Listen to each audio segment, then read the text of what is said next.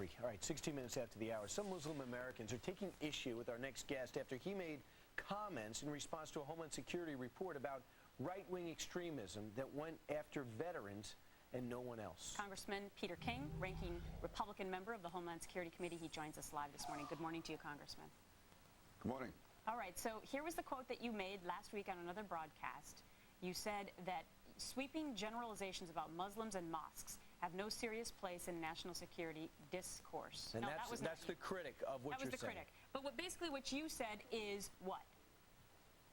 What I said was Janet Napolitano had said earlier this year she was not going to use the word terrorist. Then she put out a directive to all the police departments in our country saying that there is a possible terrorist threat from returning veterans. And my point was that if we are really serious, we should be talking about a possible terror threat to the country, and that she should be sending out that type directive to the police departments in the country regarding mosques who do not cooperate with local police. And the fact is, I speak to law enforcement at all levels, federal, state, and local, and they all say that they do not receive any level of cooperation from mosques, and that on Long Island, Brian, and also New York, there are a number of mosques that are under surveillance. So that, if Janet Napolitano was being intellectually honest, should be talking about mosques and not about returning veterans. And does it bother you at all that the president goes to Turkey and made some overtures there that America has not been perfect?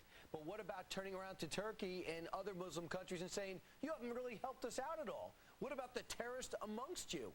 Not a word about that. No, I think the president is going much too far in apologizing for America. I mean, going through Europe, he hasn't gotten one more combat troop for Afghanistan, despite what all he said.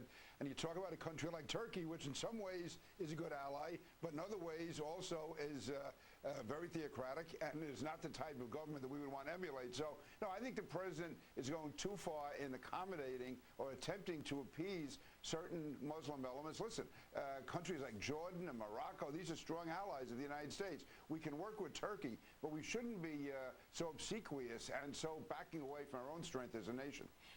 You also said, this is what your quote was, few Muslims come forward to cooperate with the police, and that got CARE, an organization of Muslims, all in an outrage that you said that. But you're standing by those comments, right, Congressman? I stand by it completely, and any attack from CARE, I wear that as a badge of honor. I mean, CARE is constantly been an enabler of radical Islam.